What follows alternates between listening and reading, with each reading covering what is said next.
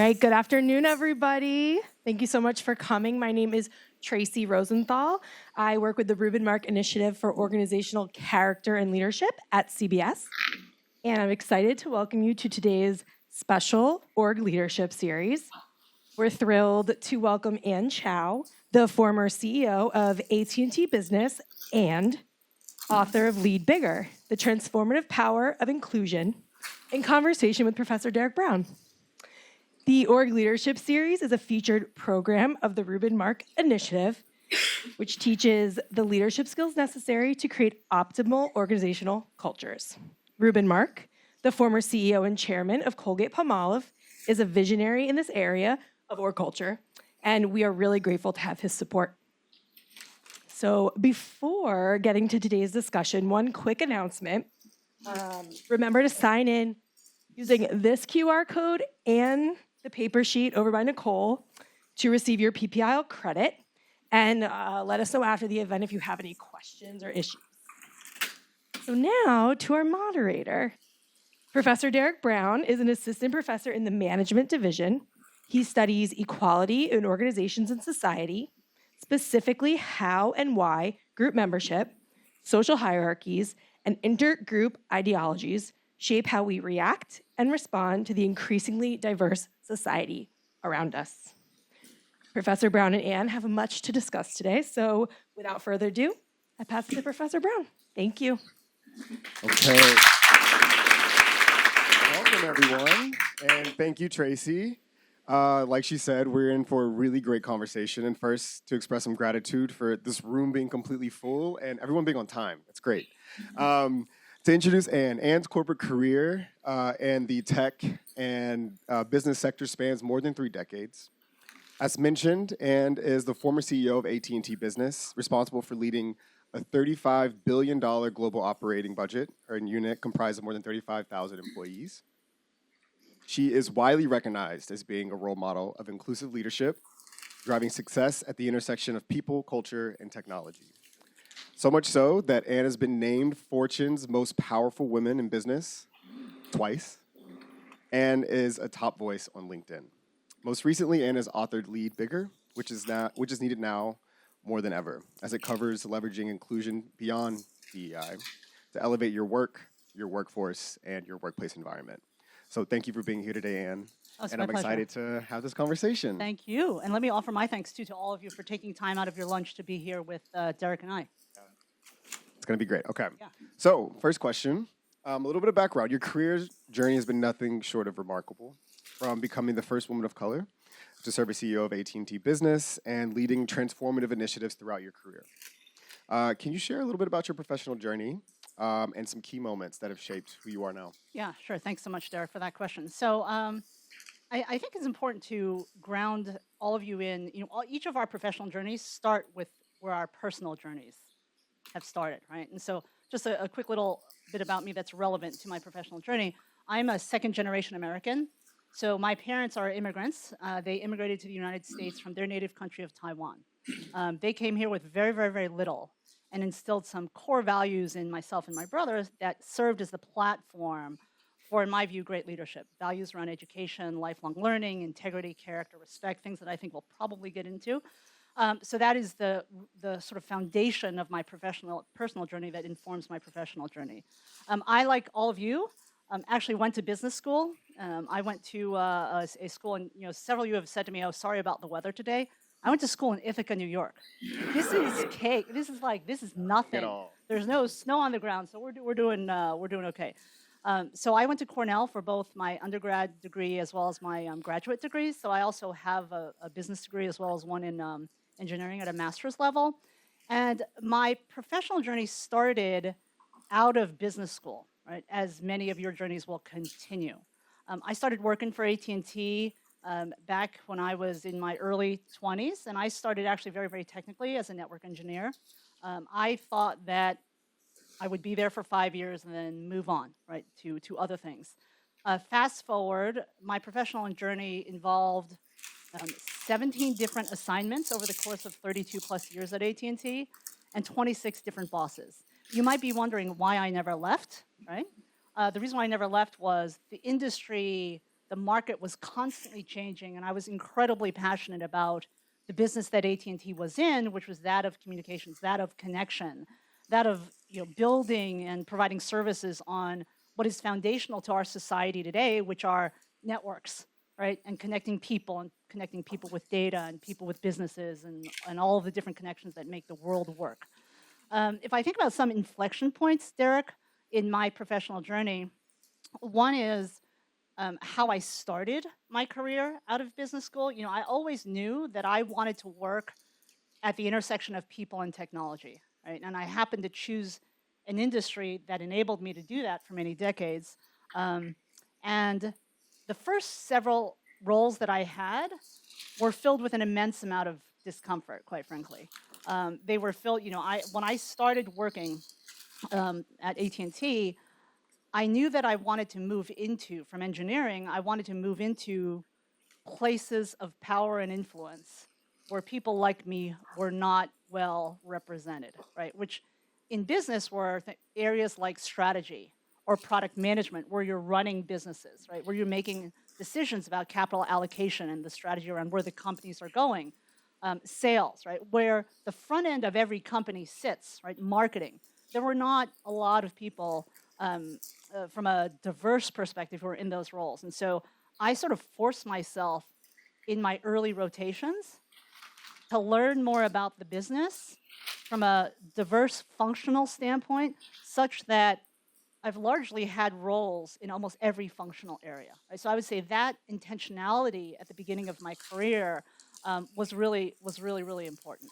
I would say another inflection point was around the fact that every business exists for its customers. Would you guys agree with that, right? No matter whether you're a VC-backed firm, right? You're a PE-owned, operating asset, whether you're a publicly traded company or a family business, you exist for a set of customers to provide value to that set of customers, right? And a set of other stakeholders. But it is your belief that there is value and growth, right? Financially and otherwise. And so for me, the importance of getting a customer-facing experience early in my career was very intentional. It was very much around wanting to understand how the company and its services shows up in the market in its best case. Right? And those of you who bring to the table already work experience with customer-facing roles, you know this, right? When you have a customer-facing role, you see the best of your organization and the worst, right? Okay, and that experience was, for me, Derek, invaluable. I would say there's a third one, and that is that which informed my philosophy around leadership was the opportunity to support and using kind of old terms. I'm an old Gen Xer, so I'll use that kind of language. Supervisory role, so to have the opportunity to supervise a very large team. In fact, the very first chapter, the opening of my book, you'll hear a story about my first large team experience, which actually very much informed my approach to leadership, which I would carry forward throughout my whole career, even to this day as a board member and a professor and all the things that I do today. Yeah, let's get more into your leadership philosophy. Yeah. I was researching for this chat and got to your website, and I really enjoyed learning about your leadership philosophy and kind of how you described it. On your website, you write that your philosophy has always been centered on people, as you believe talent lies at the core of success, transformation, and progress. So you've already touched on this a little bit. Can you elaborate more on that philosophy and share how that translates not only into actionable leadership practices, but kind of where that came from in your journey? Sure. So, Derek, I love this question because I think it harkens back to what are each of our origin stories. Okay? So I've already shared a little bit about mine with all of you.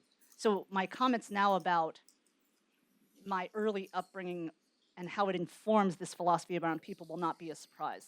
But I will openly admit to all of you that throughout my early life and then also the early stages of my career, and even to some extent, even today, I never really felt like I fit in. Right? My parents really focused us on assimilating and pursuing the proverbial American dream. So we were not really American enough or Asian enough. And it was a struggle. And so what inclusion felt like, or in my case growing up, what exclusion felt like, was always top of mind in my experience set. When I started my professional journey, I found it very interesting. And again, most of you have been in the workforce, so I think you'll resonate with this. I found it fascinating that there were environments and people that I enjoyed working for because the way they led made me feel like I belonged and inspired me to do my best work. There were other environments that were the opposite, where I worked for people or within cultures that some of them, skewed all the way to the supreme negative, toxic cultures is what we would call them, or they were just not as inclusive. They were just not as safe in that sense, where I felt like I could actually bring my whole self and be myself and do my best work, right? And so that shaped my early experiences, even as an individual contributor, as to what leadership might be and could be. And then I learned, two of my, what I would say, core foundational leadership beliefs are in those early years. One is that every business is a people business. I'm looking around here to see if you guys agree with me. What do you think? Is every business a people business? Yes? Okay. Either you're slipping into food coma, or only, I teach at Kellogg, so, I'm like measuring your, right? So, but I actually do teach it, this is not a joke. But We believe you. Yeah, okay. But it's not business that drives people. It's people who drive every single business. Okay?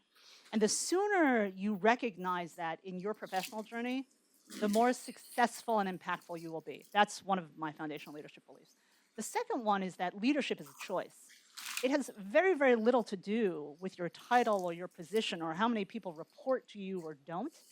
It has all to do with what you actually believe leadership is. And in my view, what is leadership? Leadership is the ability to align and motivate and inspire a group of people to go do something against a common goal, to actually pursue something that's greater than themselves, right? Keywords: align, motivate, and inspire, right? To get something done. And if you think about all the case studies that you have been studying, if you think about all of your leadership examples of people you've run into, whether it's in your home, in your community, at your companies that you came from, right? At this school, the great leaders are the ones who motivate, inspire, and align you, right?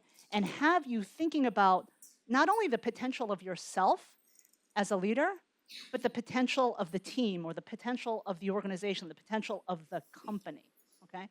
And so that is the origin story behind why my approach to leadership has always been one that has been people-centered. And then, just to connect the dots with our the first part of our conversation, after then having served customers, right? And so I have been, this, by the way, is a very, I'm going to lean into some bias here. This is a very anti-Asian thing, but over half of my career has been spent in B2B sales. Okay?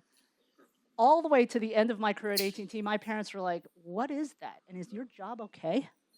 Right? Because like no Asian parent thinks, "Hey, I want my child to grow up and run a sales organization," right? Because there's all kind of bias of what sales actually is, right? I happen to spend half my career in B2B sales, which I think made me a better leader. But as then I started expanding the relationships that I needed to get the job done for myself and my team, I realized how important the tie to people, the tie to relationships was.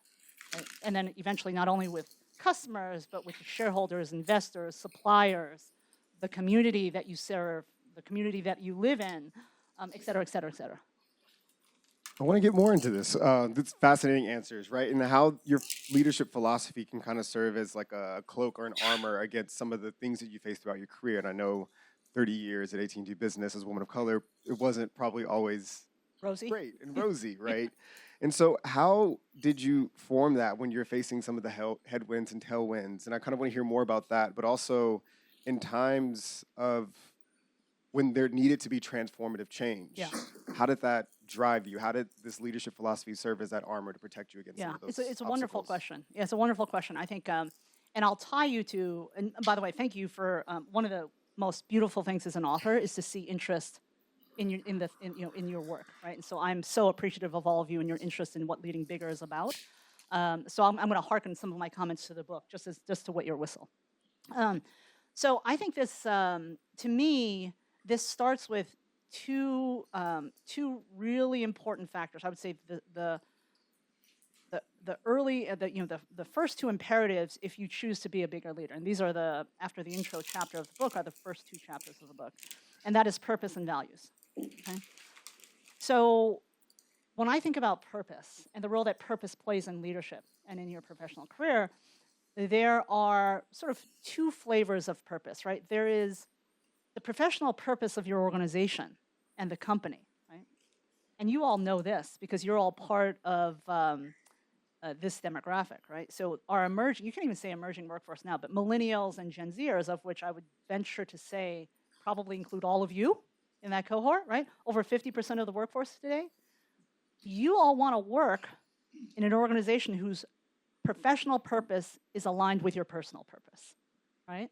You want to feel good about the work that you're doing, that you're contributing to. Again, it doesn't matter what your role you have. You could be in finance, you could be in human resources, you can be in product management, sales. It doesn't matter whether you're an individual contributor or run a big team. You want to feel good about the work, right?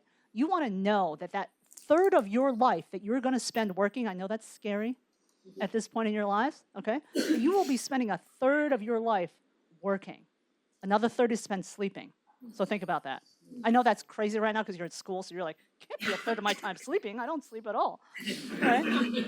But, so purpose is critical, right? And it is our jobs as leaders to help our people and ourselves find and see and embrace meaning in our work professionally, all right? I'm not talking about being altruistic, right? I'm talking about professional purpose in the work that you're doing, right? And creating meaning for your people, okay?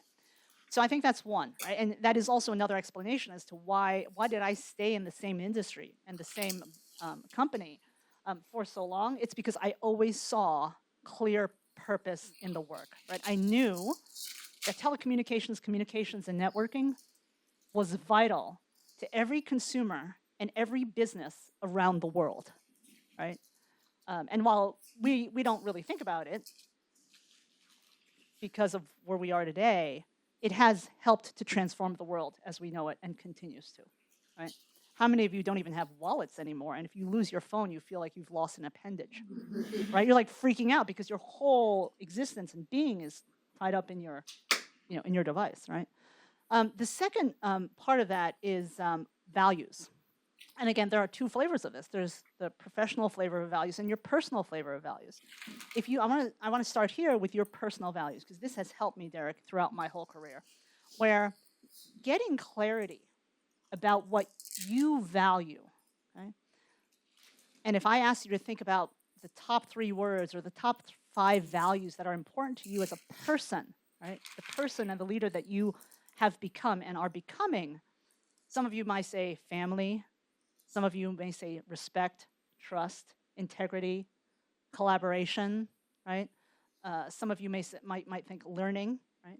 If you overlay then the professional values of any organization, right? And many organizations have these on the walls, right? Or it's on their annual report, it's on their website. You might see words like safety, innovation, respect, trust, right? Customer experience, right? Growth. Okay, being clear about your values and ensuring the place that you work their values align with yours.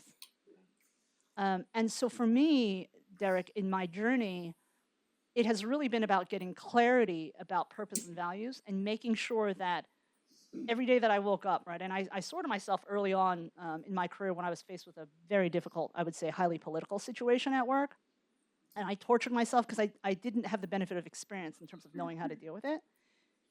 I sorted myself that if the company ever expected me to do something that compromised my personal values, I wouldn't do it, right? And that was always kind of my North Star. So that's how I inoculated myself around it. Now let me get to the last part of your question around when crises hit. Because you will face, we as a society have faced constant crisis, right?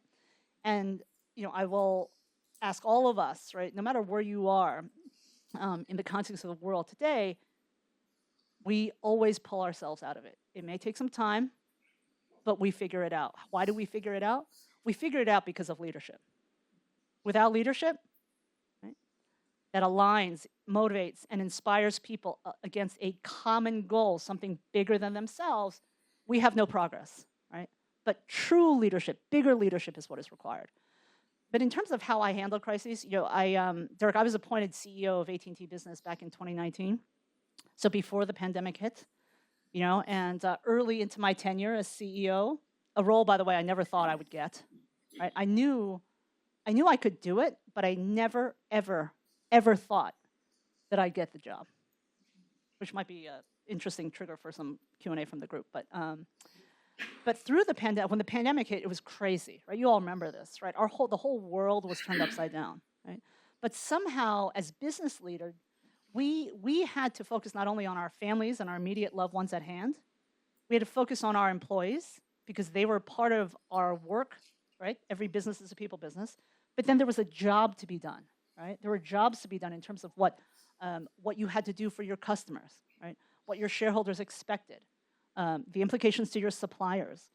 And I found through that crisis to lead with authenticity, to lead with clarity of purpose and values, to lead in a way that I could be vulnerable, right? And share with my team that I was just as scared as they were. Scared of what? Scared of catching the virus, scared of never seeing my parents again, scared that my loved ones would become ill, right? Scared that we would not figure our way out of this, but yet I had to run a $35 billion business, right, and take care of 35,000 people, right, around the world, and serve millions and millions of customers around the world whose business worlds were turned completely upside down, right? And I think it wasn't until I chose to, early on, tap into, look, if I'm feeling this way, I know every single one of my people, every single one of my customers is feeling this way. But my job as a leader, as a bigger leader, is to help them, is to acknowledge that, to embrace that, but help them see hope. Help them see why what we were doing was so critical, right? And from an AT&T Business standpoint, think of how business has pivoted, right? All of a sudden, you had to go from an office hub environment to remote work all around the world. All of a sudden, restaurants, your small businesses and restaurants had to pivot to a takeout, model. All of a sudden, grocery stores, right, all around the country had to go to a delivery model or a curbside model, right? These all require networking and communications technologies, right, with incredible pivots and change. And I remember, actually, I don't even barely remember the first 90 days of the pandemic because I feel like I was working 7/24 because I was trying to, I was striving to serve my people, keep them safe, but yet also keep the business going and serve my customers too. So I think those are the key things in terms of how I have inoculated myself and also actually made myself and my teams, more importantly, stronger in the face of crisis. Yeah, and I also love what you said about if the company I work for asks me to do something I don't want to do, there's a power in no. Yeah. And I teach as a negotiations professor. It's something that's like an arc at the class. You always have a BATNA. Yeah. There's always an alternative. Even if you don't have an alternative, right, you can still say no. So that's really, really powerful. Yes, and can I build on that? Because No. I think this is such an important point, because I want to make sure we get into the nuance of this. I think it is important and incumbent, and this is a characteristic of bigger leaders, to be self-aware, right? Because something you don't want to do, we're faced with all of those choices every day, right? You would argue that simply being uncomfortable at times, the degree of discomfort you have may be the driver of why you don't want to do it. That's different than what you're being asked to do clashing with your values, right? It's what shouldn't you do, because it just goes against who you are, right? Your values define who you are as a person, right? They are the guiding principles of your life, right?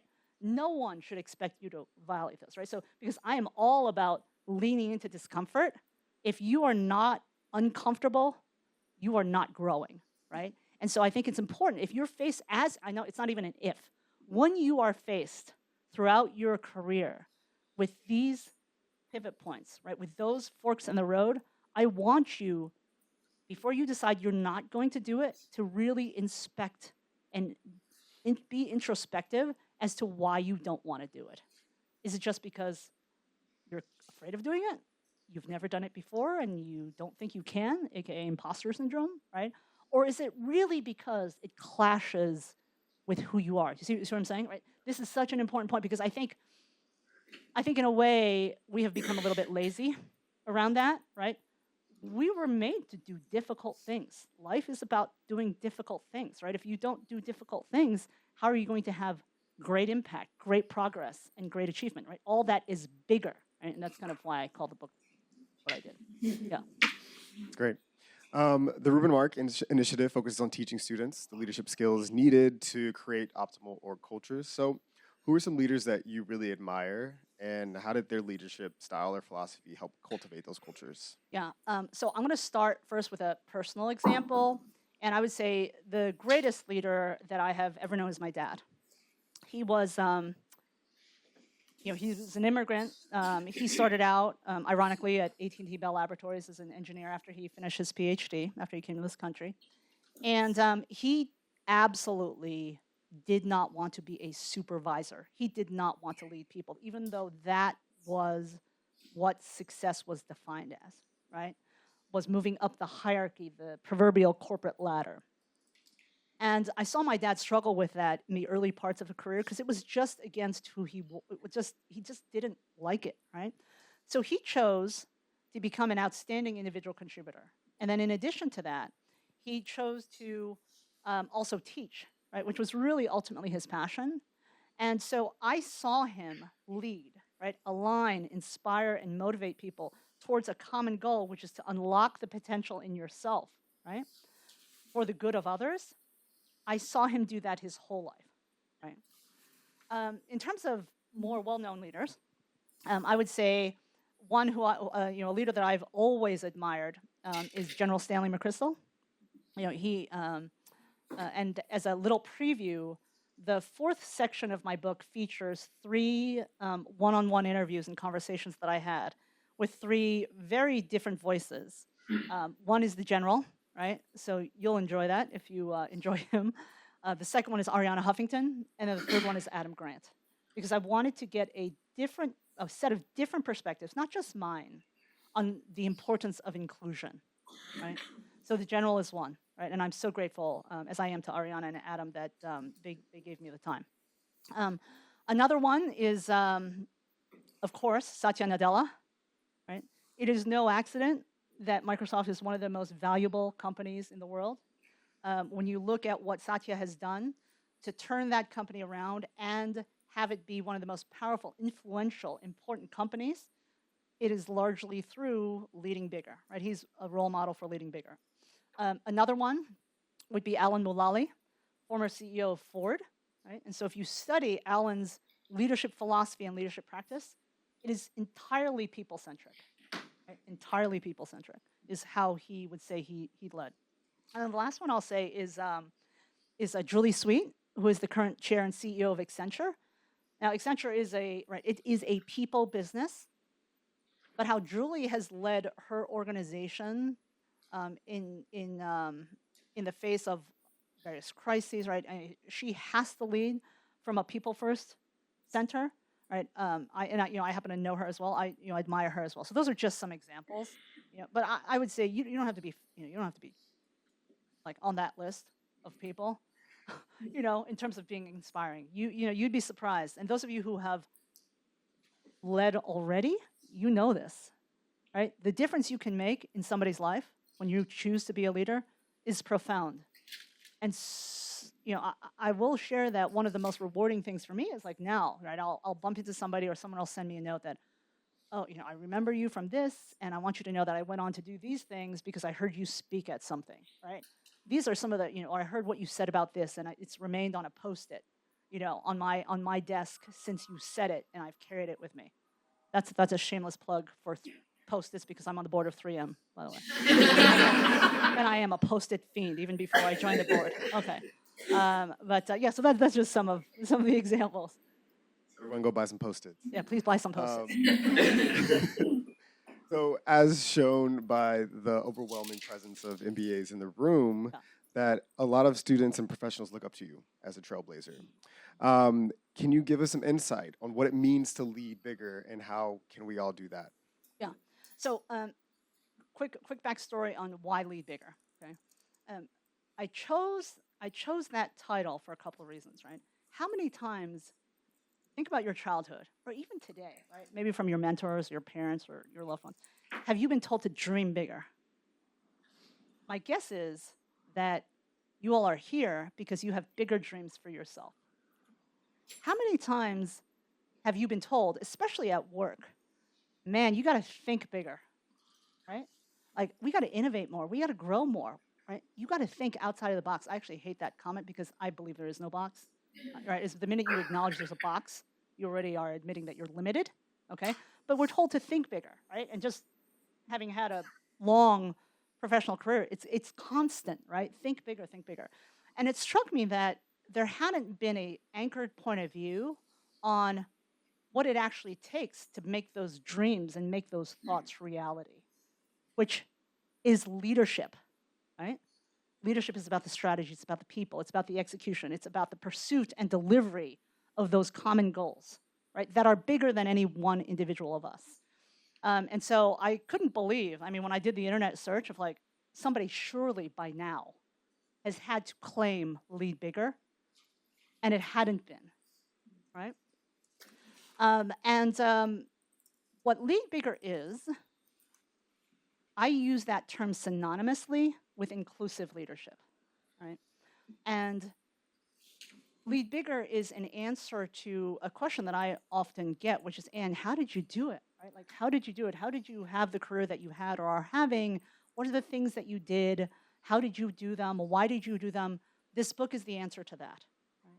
I chose to lead inclusively, and my view of inclusion continued to grow and continues to grow up until this very, very moment.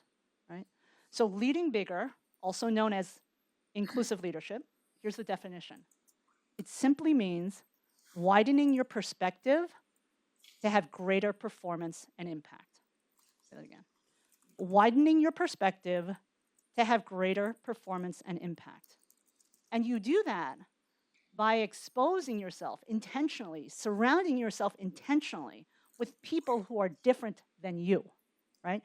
You do that intentionally by embracing and seeking different data sources and different information sources than the ones you always go to, right? One of the things that I used to do, especially in presidential election years, was flip between two divergently opposed media coverage, right? Because they actually cover the same event, but would say two completely different things about what it transpired, right? And I felt it so important. I still feel it important, right? We have a tendency to gravitate that to which is comfortable, right? We have a natural tendency as humans to seek and find common ground, right? Sometimes that tendency works against us. So constantly this need to lead bigger is about widening your perspectives, which should change over time, should it not? Technology is changing. The world is more interconnected now than it has ever been. Shouldn't we as leaders constantly be seeking to widen our perspectives so that we as individuals and as teams and as organizations, as companies, have greater performance and greater impact on those stakeholders that we care about? Make sense? Pretty obvious, right? How do we lead bigger? What's a couple things you can recommend to Book. read the book? Well, that is true. Read the book, y'all. Okay. No. Okay, so I'll you walked right into that. You know you did, right? Yeah, you did. Okay, maybe you did that on purpose. Okay, so I've already talked about sort of the first couple chapters, purpose and values. The third chapter. So let me take a step back. My Lead Bigger framework has 3 elements, and these are the 3 sections of the book. All right, it's about leading bigger in your work, leading bigger for your workforce, leading bigger for your workplace. And when I say workplace, I mean your overall work environment, and I use the word workspaces to the actual physical aspects of work locations, whether it's in your car, at a manufacturing site, at a customer location, a classroom, in your home office, in an office building, blah, blah, blah, blah, blah. Okay. I start the book with your work, right? Because if you're choosing to be a leader, right, and you all are here because you want your dreams, your bigger dreams to become reality, you want your bigger thoughts for yourself and what you're going to contribute and what you're going to have an impact on in your life to become reality, right? So by definition, this is one of the reasons why I love speaking at business schools, because you all have already made that choice for yourself, right? You want to bring your dreams to reality. You want your broader thoughts to bring them into reality. You have already made a choice to invest in yourself by widening your perspective at a fine institution, to expose yourself to people that you would have never, ever met had you stayed on the path that you were on before business school, right? Leadership is about your work, right? And I think part of the challenge in today's narrative, Derek, is that inclusion is simply about the workforce. It's not. That's a vital, vital element, like I said. But inclusion is really about the work, which is why I start with purpose, values, and the third chapter in that first section is about performance. You have to perform, right? And your performance is measured by your stakeholders. Your customers will expect different things from you than your investors and your shareholders will. Your employees may expect some of the same, maybe different things from you than your suppliers will. And one of your most critical roles as a leader is to help your people understand what great performance looks like and what role they play in that. In order to do that, you have to create purpose and meaning. You have to build execution plans, have clarity of roles and responsibilities based on common sets of values on how you will work as a team, right? Because every business is a people business, you see, right? So that's a little bit of the wet the whistle of how do you start with leading bigger. To me, it's always about the work, right? It's always about the work. And the minute we lose sight of, this is about performing better as individuals and as teams. That's what it is about, right? It is about progress, measurable progress, you know? And I think that there's a misnomer today about what inclusion is about, right? That it's about representation or something like that. Inclusive leadership, leading bigger, is about creating connection with your stakeholders, which includes many of the groups that I just said, but also includes groups like regulators, if you're in a regulated industry, media and analysts, right? And others, right? Communities that you serve. But it is about creating connection, creating engagement, and creating belonging for some of your stakeholders, right? That's what the intent of inclusion is. Do you not want every customer, current customer and potential customer, to feel connected to your brand, to feel connected to your products and services? If they're not connected, how are they going to buy it? Are they going to be loyal, right? Do you not want your suppliers to be engaged with you, right? So that they're more than just vendors, they're actually strategic partners, where you have win-win objectives of what makes your business successful and their business successful. That make sense? Yeah? So it's about the work. And I think sometimes we get distracted by some of the noise and we lose sight of it is about the work at hand. Yeah. Incredible, incredible. I want to make sure, okay, yes, we have time for Q&A. Okay. So I'm going to turn it to y'all for questions that you have for Anne. And if you guys could tell me like which year you are, that would be great. Your name would be fab. Anything else you want to share? Student, right? Oh yeah, no. My dear, Wait it's you. for it. It's you. You got the first mic. You got the first question. Yeah. All right. I'm Nare. I'm a second-year student. Similar to you, I'm also second gen. It was very much doctor, lawyer, engineer for me as well. So I'm an engineer by background. I wanted to understand a little bit about how you were able to utilize that technical skills and transition more into the business side of things. Yeah. Okay. So I'm going to show my bias here, and I actually, if you're curious about the topic of bias, which is one that is actually a very critical topic, I co-authored a book on bias a couple of years ago. It's called The Leader's Guide to Unconscious Bias. Okay, so if you're curious about that, both in terms of exploring and growing yourself, but also those around you, I'm going to show my bias, right? Which is not every business a technology business today? Yeah, right? Right?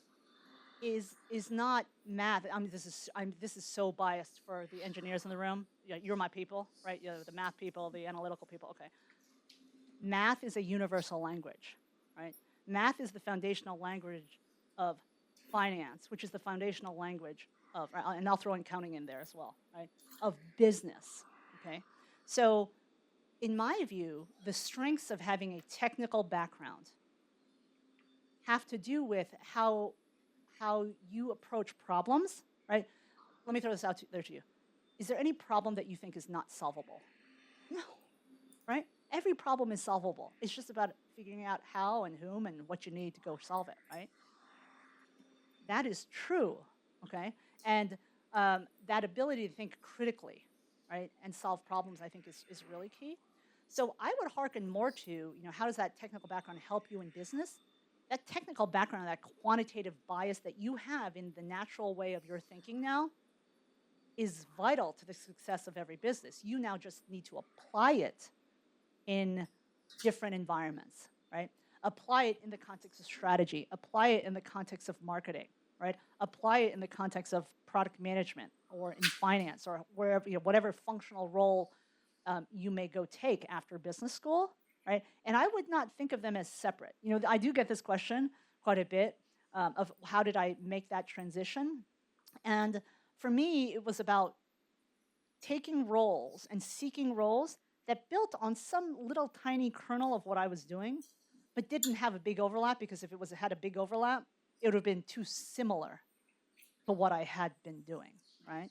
Okay, and so that's kind of, did that help? Okay. Hello. Oh, right here. Oh, thank you. Yeah. Oh, right next door. Hi, my name is Mfundo. Okay, question for you. Given the recent change in tone, especially around the new political system in the country around inclusion and diversity, I mean, yesterday, I think it was Google who just said that they're no longer going to have any hiring targets focused on diversity, equity, and inclusion.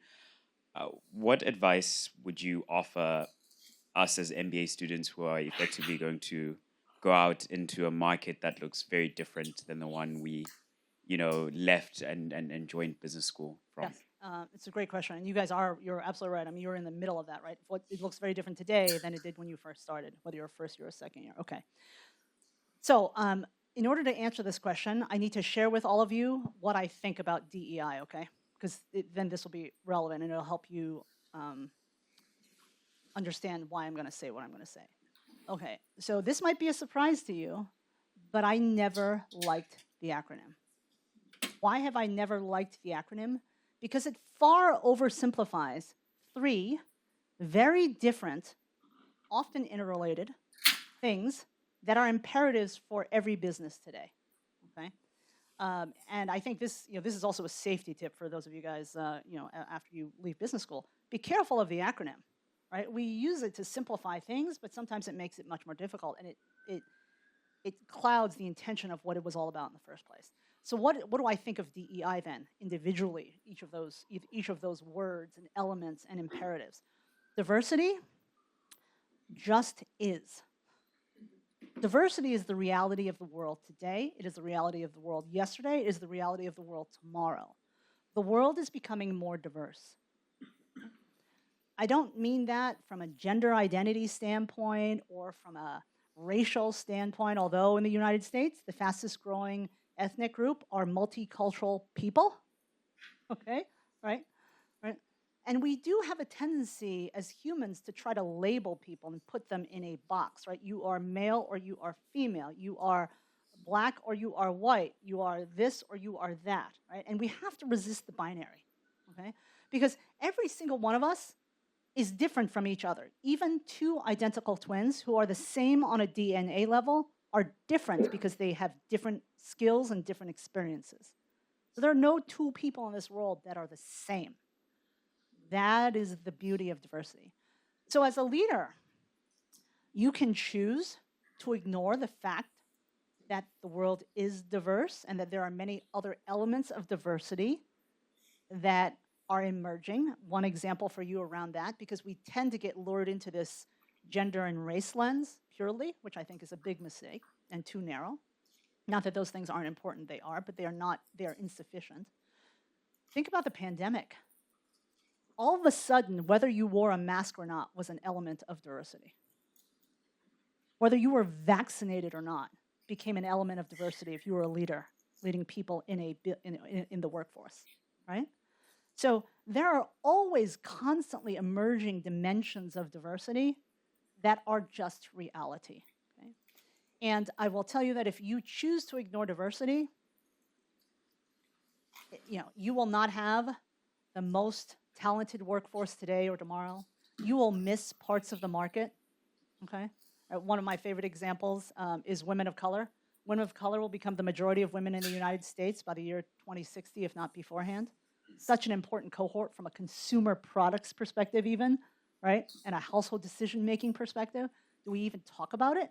You look at representation then in leadership in consumer products companies, not even close, right? Okay, so it's good business is the point, right?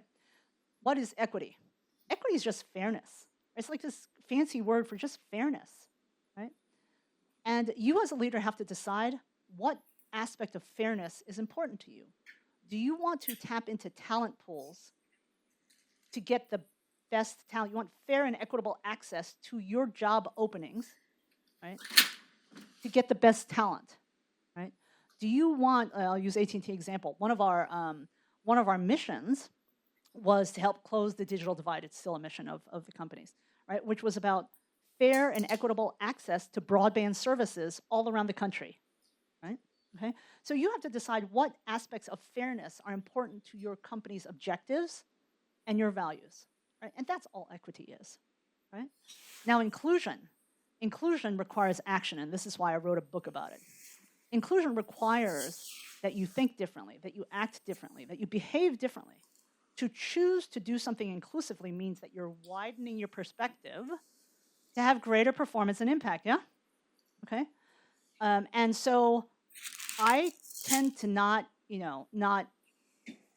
try to get sucked up into the rhetoric, right? And I will tell you, I was telling Derek this when we first met, I've been called a DEI hire my whole career.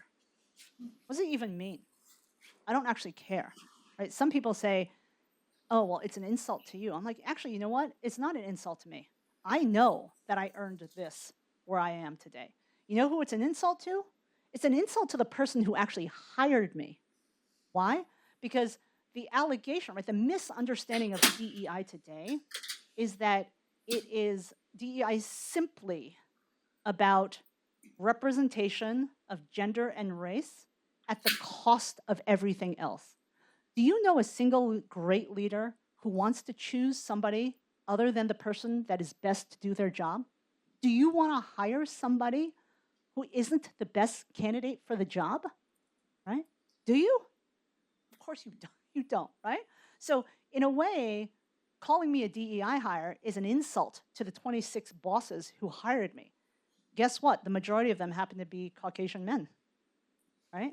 So it's flawed in its thinking, but the challenge is, like so many things in this world and the overly powerful influence media has on it, right? The acronym itself has become unproductive. My view about companies today that are choosing to do this or do that or do this or do that is that they, right, leadership, the executives and the boards of those organizations have made choices about what stakeholder priorities are more important than others, right? And that my hope for them, and that I have to respect, that is what their roles are as the leaders of those companies, right? My hope for them is that they have thought through the implications, both short-term and long-term, to other stakeholders that are important to them, right? And priorities are priorities because not every priority is the same, right? And I can respect and appreciate as a leader, you have to make choices. And sometimes you have to make difficult choices that sub-optimize one stakeholder group for another stakeholder group, right? Okay? And my hope for those companies is that they are thinking both short-term and long-term in terms of the work they have at hand, in terms of the stakeholders that they need to serve, in terms of the health of the business that they're leading. Does that make sense, right? And so that's my view about it. So my advice to you, all of you, would be don't get caught up in the mumbo jumbo of all of that, all right? Try not to even use the acronym. You already know, and I'll tell you a very personal story, right? When I decided to write this book with my publisher, one of the things that I was constantly bringing them back to in the editing process, which was brutal, by the way, was this is not a DEI book. This is a leadership book, right? I already know that a part of the population, target population of whom I hope will buy this book and read it and learn from it, that they will think that a book written by an Asian American female is a DEI book, right? This is not a DEI book, this is a leadership book that I hope is relevant to every current and aspiring leader, no matter what their age, what their gender, what their role, whatever their politics, whatever their religions, right? Which are topics, by the way, that I touch on in the book, all different forms of diversity, religious diversity, political diversity, neurodiversity, right? Veterans, right? There are so many aspects, there's an infinite number of dimensions of diversity that are relevant to each of us as leaders, okay? So that's what my advice would be. Was that helpful? Yeah. We have like 5 minutes. So 5 minutes. 2 more questions, one over there, and last one. Okay, last 2 questions. Hi, my name is Heidi. I'm a first-year MBA Hi. student. Thank you for being here. Truly inspirational perspectives. I was wondering if you can delve deeper into your mentality before and after taking on the role of CEO, and whether there are situations you have to really overcome your mental barriers and discomfort that you described. Oh, such a good question. I haven't gotten this question in a long time, so thank you. I love fresh questions, right? Because they force me to widen my perspective. So one that I would share with you that may be a surprise, and I don't want to share this as a means of deterring you guys, all right, is that the adage of it's lonely at the top is it's true, okay? Because when you become CEO of something, or the executive director of something, or one of the top leaders of something, you now have to be ever so mindful of everything you say, everything you do, right? You know, and I stayed in the same industry, right? Largely in the same company, although we changed quite a bit through mergers and acquisitions. And people who were your friends, you can no longer treat like friends in that sense, right? You just have to be even ever more mindful of that. And that is a huge weight, responsibility. Some might view it as a burden, right? On your mental health and your physical health, right? It is all consuming, right? And it's one of the reasons why I never thought I'd get the job, honestly, right? But now I look back on it and I think I was the right leader to lead the organization through COVID. You know, this is not, you know, I'm a fairly low ego person. All of us have ego, otherwise we wouldn't be here in a business school, right? Okay, let's face it, let alone Columbia Business School, right? Okay, but I can look back and say that no one could have done that better than I did, right? Because of what was needed at that moment in history for those 3 years of the arrival of COVID and the leading the organization out of COVID. It required the kind of leadership it required bigger leadership, right? In a bigger sense. So that's one thing I think is that it may look glamorous, right? The traditional corporate ladder, but there's always a price, right? There's always a price to pay. I think the other one, I'll just reinforce a point that I just made before, which was this need to be super uber intentional about your priorities, knowing that if you make this decision, it's going to piss off this group of constituents, right? And having to lead through it. Because all of a sudden, your purview is everything, right? You can't escape from any of it. You can't escape from you can't escape from the analysts. You can't escape from the media. You can't escape from the supplier groups, right? You can't just be, I love my time in sales. You can't just be focused on your customers, right? You got to be focused on all of it. And that can be overwhelming, right? And I do think that to the extent that any of you, as you evolve through your careers, you aspire for that top role, the more diverse experiences you have, functionally, market-wise, and otherwise, the better prepared you will be, right? Because you will be training yourself to think about, it's not just, so if I look at, I chose to have my career on the B2B side of AT&T very intentionally. I sold or led marketing in every business market, small business, mid-markets, enterprise, public sector and government, wholesale markets, all of them. So when I say market, I actually mean many, many, many different segments of the market is my automatic thing, right?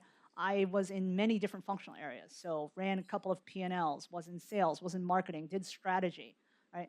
And so those experiences actually set me up for what I hope was a successful CEO run of an operating unit.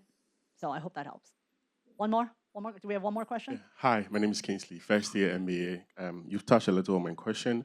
I wanted to ask why you thought initially you could never get a job of a CEO.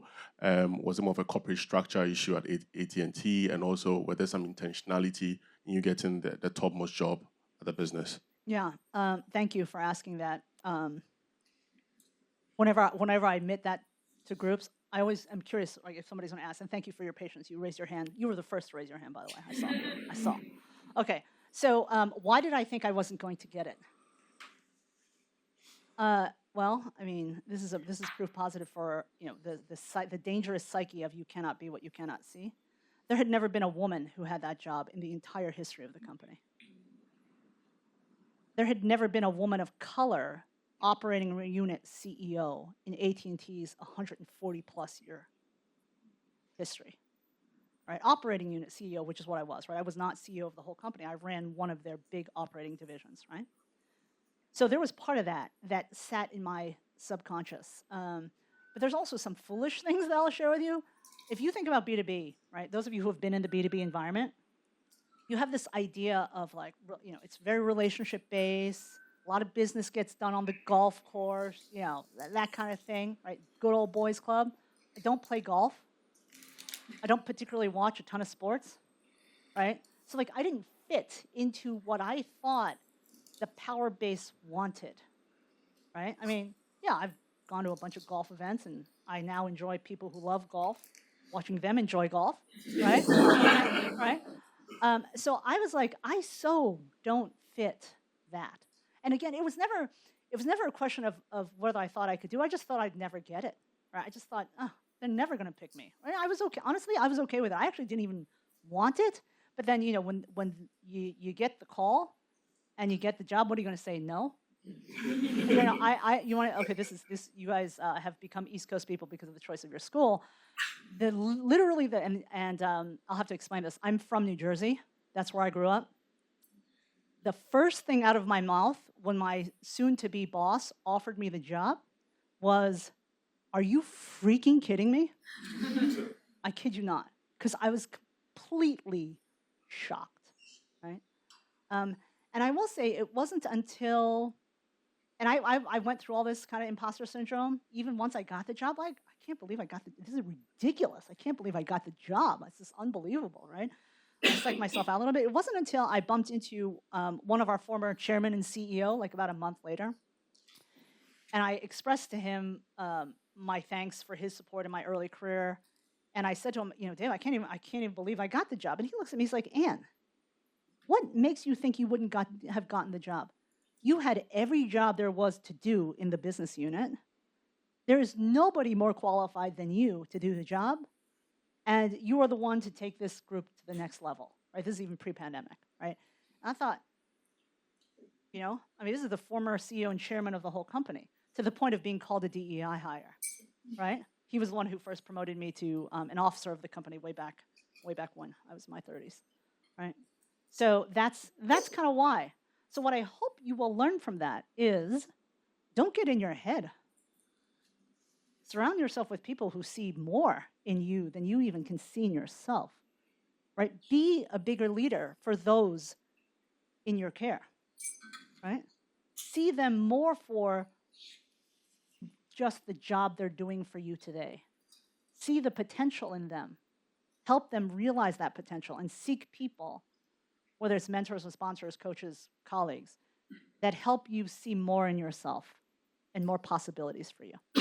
So I hope that is helpful.